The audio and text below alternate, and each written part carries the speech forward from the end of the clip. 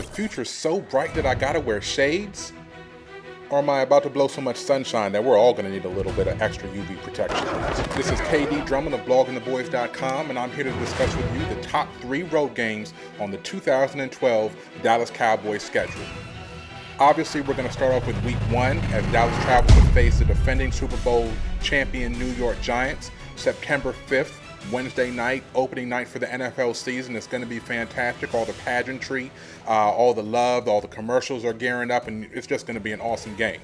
It's obviously going to be a rematch of the NFC East Championship game from Week 17 last year when Dallas had the opportunity to go to the playoffs, but Tony Romo had the bad hand, and they pretty much laid an egg when they traveled up to Giant Stadium. This was on the heels of, losing a heartbreaker a couple weeks earlier at Cowboys Stadium, so there's going to be a lot of get back. The trash talking has already started between the teams. It started when Dallas signed free agent corner Brandon Carr, and we learned that he wasn't shy at all, saying that Victor Cruz wouldn't be doing any salsa dancing on him. And then what followed was former Cowboys Chris Canty and Martellus Bennett. They had something to say. Jerry Jones turned around at the pep rally in Oxnard and said, "We're going to kick the Giants' asses." And then even the Giants punter got a microphone put in front of his face for some reason. Now, the Super Bowl defending champions have been put on opening night for the last few years. They're actually 8-0 since they've been doing this on the opening night game. Home teams on the opening night game are actually 9-0, but the last team that lost, the New York Giants in 2002. Now, trench warfare will be the biggest theme because obviously Dallas revamped their offensive line for the second year in a row, adding 2 new guards, switching the tackles, and the New York strength is obviously their defensive front. With their interchangeable guys, they have Chris Canty, Linval Joseph, supporting guys like Hugh Manure, Justin Tuck, and Jason Pierre-Paul, who are the real stars of that defense. So it's going to be a big test right off the bat for Dallas to see if their offensive line has gelled.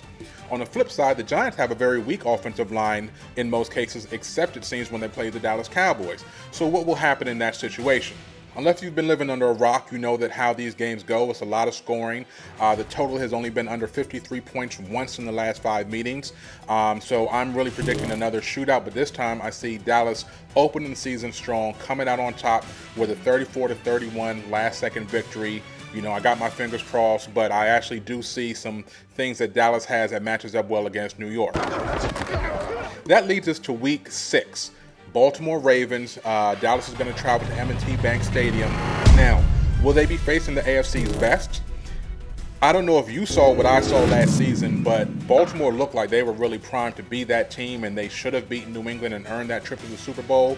But it's a year later, and people are a year older. They've already lost Terrell Suggs for most of the season, if not all.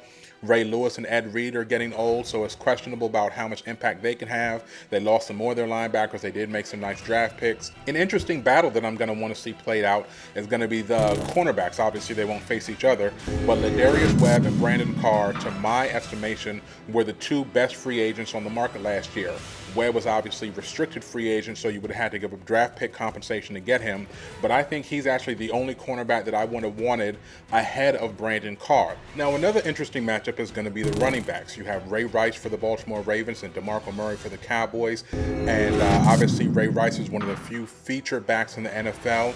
And I just have a sneaky suspicion that DeMarco Murray is going to have a chance to be that for the Cowboys. I know we have Felix Jones. It might not happen this year, but I think Murray has everything that you need in order to be a feature back for a team, especially with the weaponry that Dallas has surrounding him. It'll definitely be a tough test for Dallas, and unfortunately, I see them coming out on the losing end of this one. I think Baltimore is going to win at home because Dallas simply doesn't have good track record when it comes to playing off the bye week in recent years. They've lost the last 2 years when they've had an early bye, and I think I see that trend continuing. So Baltimore 24, Dallas 21 is my prediction for this game.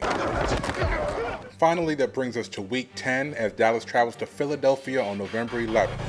Now, I'm going to project the record going into this game as being 5-3. I think they'll add wins at Carolina and at Atlanta, and a loss to the New York Giants at home for a season series split. In case you haven't been noticing, this is the rivalry. This has really been the one that gets Dallas the most excited. We hate Philly, they hate us. There's really no bones about it. It's just no love lost between the two teams. This is going to be Trench Warfare Take 2. It's going to be a little bit later in the season, so we're going to see how Dallas's offensive line has gelled. And let's face it, they need to do something because Philadelphia simply embarrassed them last year. I've never been so embarrassed as I was watching that game and watching Dallas get destroyed on both the offensive and defensive side of the board when the two teams met in the first meeting last season. The running lanes from LaShawn McCoy were just disgusting. The pressure that they were getting on us, it's like we couldn't stop anything that they were trying to do. They were coming from both sides. It was Tyron Smith's worst game. He really couldn't deal with Cole or Babin, and we really need to figure out what we can do to beat that. And this is going to be our first test. Again, as I said, they're going to be further along in their development, so the cohesiveness of the offensive line should be much better by the time we get to this point in the season. And this will be a true litmus test on, again, for a second year in a row, on whether Dallas actually has what it takes to go far for the season. Now, the offensive weaponry of this game is going to be sick. You have Romo and Vick quarterbacks, Murray and McCoy at running backs, Dez and Miles versus Deshaun Jackson and Jeremy Maclin at wide receiver.